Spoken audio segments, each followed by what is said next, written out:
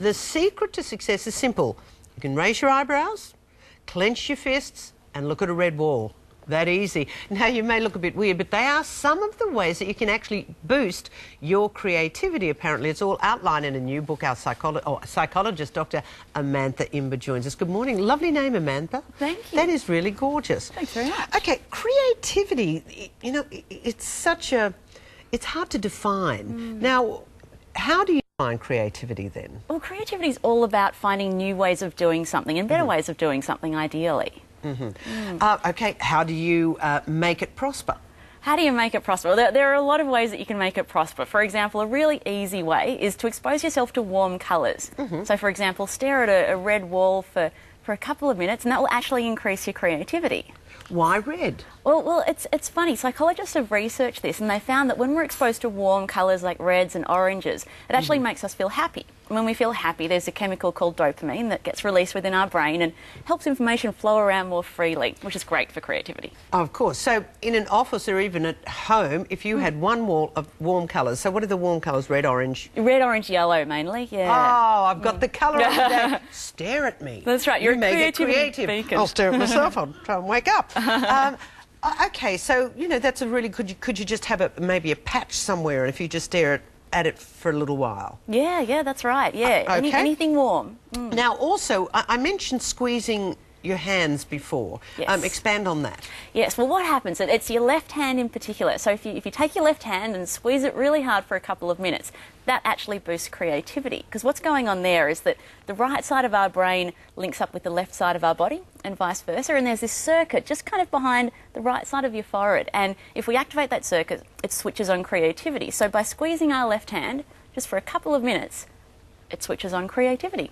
Oh, wow. So the left-hand part, right-hand part of our brain, that's the creative spot, not on the left-hand side, the other way. Well, yeah, creativity's all over the place in the brain, but there is a particular circuit just here. And this clenching your left fist, really, what if you're left-handed? If you're left-handed, well, I get asked this a lot, actually, are left-handed people more creative? And I haven't seen any research that's been conclusive, but it kind of makes sense. If you're doing a lot of writing and you're left-handed, you're probably doing something pretty good. We're going through the 50 ways to be more creative in our day-to-day lives, which you've written about. And you talk about the 3 B's of creativity. Yes, so the bed, bath and bus. And why is it... Bed, bath and bus? Yeah, that's right, yes. And why these are the 3 B's is because these are the three of the most common places that a lot of us come up with our best ideas. So, you know, and when we're in bed, trying to get to bed, or hitting the snooze button in the morning, or 3 a.m, or, you know, on our commute to work, or...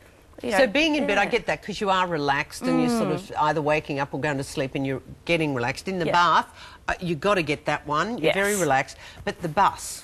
Yeah, the bus, when you're on autopilot, you know, and it might be bus, it might be train, it might be car. For me, it's driving. Yeah. Driving. Yeah. You're physically doing something you've got to focus on, but the second-hand part of your brain is far more creative. Yeah, exactly. I think my best ideas come when I'm driving. Yeah, right, yeah. So how do psychologists come up with that? So it is true? Yeah, it is absolutely true, yeah. Just from researching a lot of people in terms of what time of day and where were they when they came up with their best ideas. OK.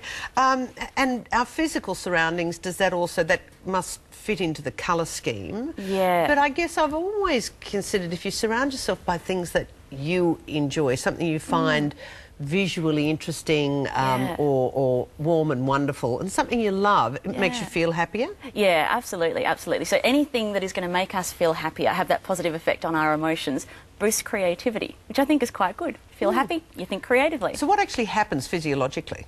Physiologically, well, it's about that chemical being released in your brain, so when you feel happier, thoughts flow around more easily because of that dopamine chemical being released. So you have access to more thoughts, and more different combinations can form a lot more easily. Yeah, the dopamine's quite an important hormone. Is it a hormone? It's very important. It's a chemical. It's a chemical, yeah. OK. Yes. I mentioned raising eyebrows. Joe Bailey might have a problem. Botox goes a long way. I think a lot of Hollywood celebrities would, yes. So what is it about raising our eyebrows? Well, this is an interesting study, because what we know about creativity, if we can expose ourselves to a really wide amount of information, we boost creativity. And so these psychologists thought, well, what if we did that in our face? What if we raised our eyebrows really high and broadened our visual spectrum, as opposed to furrowing our brows like that? And they found that the groups that did that, raised their eyebrows really high, actually performed better when it came to generating ideas. Wow, okay, so we've got to get that wall happening, warm colours surrounding us, surround ourselves with beautiful things,